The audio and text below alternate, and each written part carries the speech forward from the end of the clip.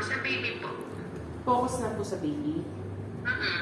Di bali, ma'am, 13K po included na rin po yung government benefits po na to. 13K, okay. Opo.